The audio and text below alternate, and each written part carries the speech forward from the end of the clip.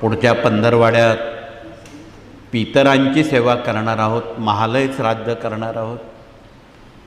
बऱ्याच वेळा अनभिज्ञपणानं आपणाला महालयाविषयी किंवा अंत्येष्टीविषयी बरेच लोक अनभिज्ञ आहेत, योग्य ती माहिती पोचवत नाही।